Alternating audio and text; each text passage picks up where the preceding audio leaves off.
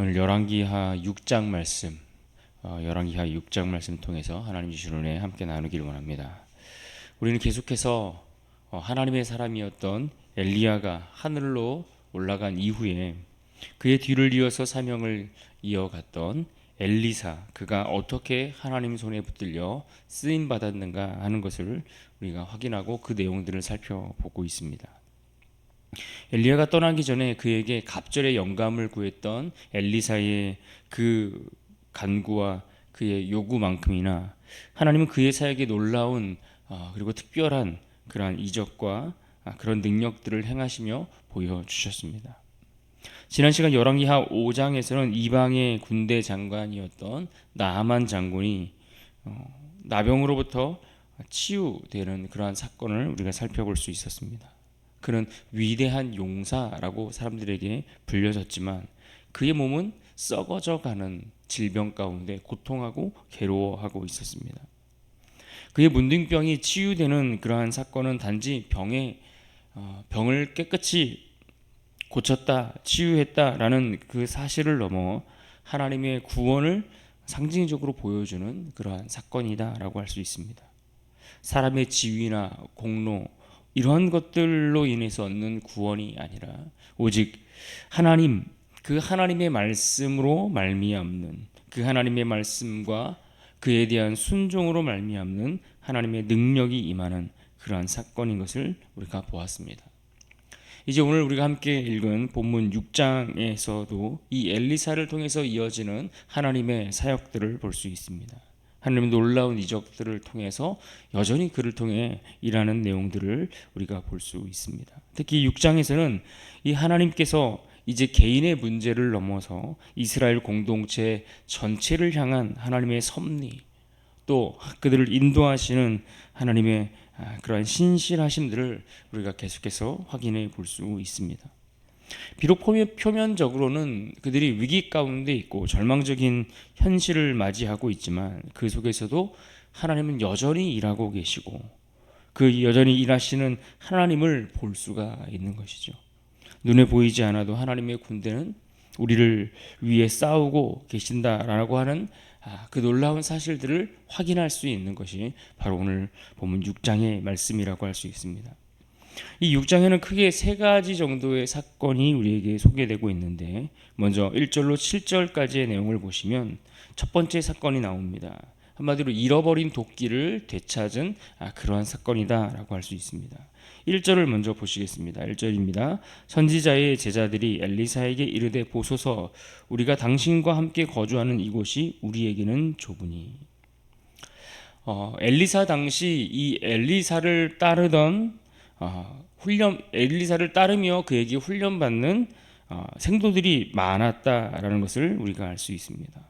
그래서 그들이 훈련할 만한 장소가 매우 비좁을 정도의 상황이 되어서 그곳을 확장해야 되는 상황을 맞이했습니다. 그러니까 오늘날로 치면 신학교에 학생들이 너무 많이 넘쳐나서 그 신학교를 확장해야 되는 그런 상황인 것이죠. 왕이 타락하고 또 그로 인해 이스라엘 전체가 우상을 쫓으며 영적으로 완전히 타락한 그렇게 어두운 시대를 지내고 있지만 하나님의 사람 엘리사를 중심으로 많은 생도들이 이와 같이 말씀으로 또 영적으로 하나님 앞에 훈련을 받고 있었다라는 것은 굉장히 긍정적이고 또 소망을 엿볼 수 있는 부분이다라고 할 수 있습니다. 그래서 오늘 본문에 보면 이 엘리사의 제자들이 그들이 거할 만한 그 장소, 그 거처를 확장하기 위해서, 넓히기 위해서 나무를 베어다가 공사를 하려고 하던 참이었습니다. 그런데 이 나무를 베는 그 과정에서 한 제자가 빌려온 도끼, 쇠로 된 그 도끼를 물속에 빠뜨린 사건이 소개되고 있습니다. 5절을 보십시오. 한 사람이 나무를 벨 때에 쇠도끼가 물에 떨어진지라 이에 외쳐 이르되 내 주여 이는 빌려온 것이니이다 하니. 당시로선 이 도끼가 매우 값비싼 도구였고 또 이것이 빌린 물건이다라고 하는 것을 볼 때에 이것을 빌려온 당사자에게 있어서 이것은 정말 큰 문제가 아닐 수 없었습니다. 그런데 이때에 엘리사가 등장해서 이 문제를 어떻게 해결해 주고 있습니까? 그 빠진 물에 나뭇가지를 잘라 던졌고 그 쇠로 된 도끼가 그 물 위로 떠오르는 것을 말씀해 주었습니다. 6절을 보십시오. 하나님의 사람이 이르되 어디 빠졌느냐 하매 그곳을 보이는지라 엘리사가 나뭇가지를 베어 물에 던져 쇠도끼를 떠오르게 하고. 이 이야기는 한마디로 하나님의 기적이 나타났다 하는 것을 말씀해 주고 있습니다. 쇠로 된 도끼가 물에 빠졌는데 나뭇가지를 던지니 그 쇠로 된 도끼가 물 위에 떠올랐다. 여러분, 어떻게 쇠가 물에 잠겼는데 다시 떠오를 수 있겠습니까? 이것은 불가능한 일이었다라는 것입니다. 그래서 이 사건에는 하나님께서 초자연적인 개입을 하셨구나라는 것을 우리가 알 수 있는 것이죠. 어쩌면 도끼 하나를 잃어버린 이와 같은 사건, 우리가 살면서 개인적으로 돈을 잃어버리는 일들이 있을 수도 있고, 혹은 어떤 일들로 인해서 가정 경제가 어려워지는 그런 상황을 만날 수도 있습니다. 때로는 우리의 작은 실수나 그런 것들을 통해 나에게 혹은 누군가에게 막대한 손해를 입히는 그런 일들이 우리의 일상 속에서 일어날 수 있습니다. 그러나 이런 일들은 어찌 보면 굉장히 누구나 살면서 겪을 수 있는 그러한 사소한 문제로 보일 수도 있을 것입니다. 그러나 하나님은 오늘 말씀 속에서 우리의 그러한 사소한 문제들, 그러한 세밀한 문제까지도 하나님의 관심이 미치지 않는 곳이 없다 하는 것을 우리에게 말씀해 주고 계시고, 또 그러한 필요까지도 하나님은 채우실 수 있다라는 것을 우리에게 말씀해 주고 있습니다. 엘리사의 제자가 도끼를 빠뜨렸던 것은 단순한 사고로 끝날 수 있는 일이지만, 그러나 하나님은 그의 필요를 외면하지 않으셨습니다. 마찬가지로 오늘 우리가 이 땅을 살아가는데 우리의 필요에 대해서조차도 하나님은 그와 같이 반응하신다라는 것이죠. 우리 삶에 일어나는 작은 문제들, 예기치 못한 그러한 손해, 자잘한 실수까지도 하나님은 여전히 관심을 가지고 바라보실 뿐만 아니라, 믿음으로 이 땅을 살아가는 이들의 삶이라면 우리는 그 문제조차도 기적의 무대로 삼으시는 하나님이 우리 안에 계심을 우리는 믿을 수 있어야 할 것입니다. 두 번째 사건을 오늘 보시면 8절 이하에 소개되고 있는데, 아람 왕이 이스라엘을 공격하는 상황입니다. 아람 왕이 이스라엘을 공격하려 하는데 이스라엘을 공격할 때마다 계획이 새어나가 미리 이스라엘이 대처하고 대비하는 그런 일들이 반복되었다라는 것입니다. 알고 보니 그것은 이스라엘이 심어놓은 어떤 첩자가 그 계획을 이스라엘 왕에게 전했기 때문이 아니라, 바로 하나님의 사람이었던 엘리사가 미리 아람 왕이 하고자 하는 그 계획에 대해서 하나님의 영감으로 알아채고 이것을 이스라엘 왕에게 알려주었기 때문이다 라고 말씀해주고 있습니다. 12절을 보실까요? 그 신복 중에 한 사람이 이르되 우리 주 왕이여 아니로소이다. 오직 이스라엘 선지자 엘리사가 왕이 침실에서 하신 말씀을 이스라엘의 왕에게 고하나이다 하는지라. 이처럼 엘리사가 이 아람 왕의 모든 계획들을 이스라엘 왕에게 전하고 있기 때문이다 라는 사실을 알게 된 이 아람 왕은 화가 나서 이 엘리사를 잡겠노라고 그를 잡으려고 군대를 이끌고 출발한 상황인 겁니다. 그래서 이 엘리사가 머물고 있는 도단성에 도착하여 그 성을 포위했는데, 다음날 아침에 어떤 일이 벌어졌습니까? 엘리사의 종, 엘리사의 사환이 일어나 그 성을 보았더니 그 성을 말과 병거가 둘러싸여,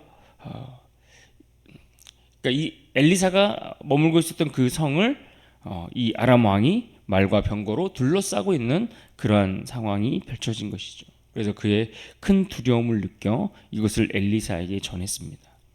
그런데 이때 이 엘리사가 어떤 이야기를 했습니까? 16절을 보시면 대답하되 두려워하지 말라. 우리와 함께 한 자가 그들과 함께 한 자보다 많으니라 하고, 두려워하지 말라라는 이 말을 전했던 엘리사가 그 말을 하고 기도하니까 기도하자 엘리사의 사환의 눈이 열려 지금까지 보지 못했던 새로운 장면들을 봅니다. 무엇을 보았습니까? 불말과 불병거가 그 안에 가득한 모습을 보았다라는 것입니다.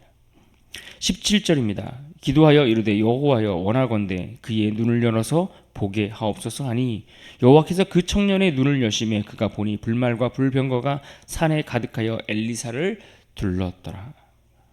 그렇습니다. 우리의 삶이 힘들고 어려운 이유는 정말 우리가 봐야 할 것들을 보지 못하기 때문입니다. 눈에 보이는 것만 보고 살 뿐 정작 믿음으로 보아야 할 것들을 우리가 보지 못하고 놓치고 살아가기 때문에 우리의 삶이 힘들고 어려운 것 아니겠습니까? 그러하기에 오늘 우리의 기도는 이 엘리사의 기도와 같아야 할 것입니다. 여호와여 우리의 눈을 열어서 보게 하옵소서. 지금 낙심하고 절망하고 그래서 두려워할 수밖에 없는 그러한 상황을 우리가 맞이하고 있지만 그러나 지금도 우리와 함께 하시는 그 하나님을 바라볼 수 있는 믿음의 눈이 오늘 우리에게 열려야 할 줄로 믿습니다. 이제 본문 마지막 세 번째 사건을 우리에게 소개해 주고 있는데 이 세 번째 사건은 분위기가 급변하는 것을 볼 수 있습니다. 24절 이하의 말씀인데 이 아람 왕이 또다시 시간이 얼마나 지났는지 이 사마리아를 포위하고 있는 상황이 펼쳐졌습니다. 이 사마리아 성을 포위하자 이 도간에 든 쥐처럼 갇혀있는 사마리아 성 안에 있는 사람들은 아주 극심한 기근과 함께 먹을 것이 없어서 그야말로 비참한 삶을 살아가게 되었습니다. 기근의 적들이 포위하고 있으니 도간에 든 쥐처럼 그렇게 굶주리는 상황이 펼쳐진 것인데 그 상황들을 묘사한 표현들이 오늘 말씀에 보면 비둘기똥 이런 것들을 이런 표현들을 보시면 이런 아주 하찮고 먹을 수 없는 그러한 이 하찮은 그러한 것들이 아주 비싼 값에 팔리고 있다라고 그렇게 표현을 해주고 있는 것입니다. 심지어 오늘 본문에 보면 오늘은 이 집의 자녀들, 내일은 저 집의 자녀 이렇게 서로 다른 집 자녀를 삶아 먹는 아이를 잡아다가 삶아 먹는 그러한 일들이 벌어지고 있는 것입니다. 그런데 오늘 본문 속에서 오늘은 우리 집 자녀를 삶아 먹었는데 다음날 저 집 자녀를 삶아 먹기로 했는데 그 아들을 빼돌려서 숨기고 이런 일들이 펼쳐지고 있는 내용을 말씀해 주고 있는 것이죠. 얼마나 비참한 일이 펼쳐지고 있는가를 말씀해 주고 있는 겁니다. 28절을 보십시오. 또 이르되 무슨 일이냐 하니 여인이 대답하되 이 여인이 내게 이르기를 내 아들을 내놓으라 우리가 오늘 먹고 내일은 내 아들을 먹자 하매. 이들의 이러한 비참한 현실의 이유는 단순한 기근의 문제, 성이 포위되었기 때문만은 아닙니다. 이것은 궁극적으로 하나님의 말씀을 멸시함으로 우상 숭배에 빠져 살아갔던 그들의 삶에 찾아온 결과라고 할 수 있습니다. 이런 상황들이 지속되자 왕은 슬퍼함을 넘어 그의 분노를 하나님의 사람 엘리사에게로 돌리는 것을 볼 수 있습니다. 그래서 그의 목을 베갯노라 엄포하고 있는 장면이 오늘 말씀에 소개되고 있습니다. 이 장면은 고통과 절망 앞에서 그들이 자기 죄로 인하여 내가 이러한 것들을 겪고 있구나 하는 것을 인정하고 깨닫기보다는 남 탓으로 돌리기 바쁜 그러한 인간의 죄성을 함께 그대로 보여주고 있습니다. 그런데 더 놀라운 일은 이러한 인간의 죄와 또 그 절망의 끝자락에 서 있는 그들을 향하여 하나님께서 보여주시는 회복의 은혜가 예비되어 있다라는 점이죠. 그래서 이 놀라운 회복의 메시지가 다음 장 7장의 말씀들로 이어져 가는 것을 우리가 볼 수 있습니다. 가장 어두운 밤을 지나고 있는데 하나님은 그 밤에 빛이 되어주고 있다라는 것입니다. 현실은 절망적이지만 소망을 가질 수 있는 이유가 바로 그 빛이 되시는 하나님 때문이다라는 것을 우리에게 말씀해 주고 있습니다. 그러므로 오늘 우리가 6장에 여러 가지 이 기적과 같은 사건들을 통해 우리가 붙들고 기억해야 할 말씀이 있다면 오늘 본문 16절의 말씀입니다. 우리 16절 말씀을 같이 함께 읽어볼까요? 16절입니다. 시작. 대답하되 두려워하지 말라. 우리와 함께한 자가 그들과 함께한 자보다 많으니라 하고, 우리가 살아가는 현실은 이처럼 세상이 우리를 늘 포위하고 있는 현실이다라는 것을 말씀해 주고 있습니다. 물가가 올랐다는 이야기들이나 경제적으로 점점 더 어려워져 가고 있다라고 하는 그러한 상황들이 우리를 포위해 오기도 하고, 때로는 우리 자녀들의 문제로 혹은 그들의 미래에 대한 불안한 그러한 상황들이 우리를 포위하고 있는 그러한 처지를 맞이하기도 합니다. 심지어 정치적인 상황이나 국가의 문제가 내 삶에 영향을 미쳐서 늘 세상이 우리를 가두고 우리를 포위하고 우리를 옴짝달싹하지 못하도록 만드는 상황들이 펼쳐지는 것입니다. 그러나 그보다 더 중요한 건, 우리가 그렇게 세상 가운데 갇혀 있고 그래서 굶주릴 수밖에 없고 그래서 우리가 고난과 역경을 겪을 수밖에 없는 그 현실보다 더 중요한 것은 우리가 붙들어야 할 진리는 무엇입니까? 바로 하나님이 우리와 함께 하신다는 진리입니다. 그러한 현실에도 불구하고 우리와 함께 하신다는 그 진리가 더 크고 강하다라고 하는 이 한 가지 사실을 우리는 기억하고 붙들어야 할 것입니다. 그러므로 눈을 들어 오늘 하루도 믿음으로 우리가 봐야 할 것들을 볼 수 있는 은혜가 있기를 바랍니다. 하나님이 보내신 불병거와 불말을 보며 오늘도 우리 곁에 계시는 그 주님을 바라봄으로, 그 주님을 신뢰함으로 이 하루를 승리하며 살아갈 수 있기를 주님의 이름으로 축원합니다.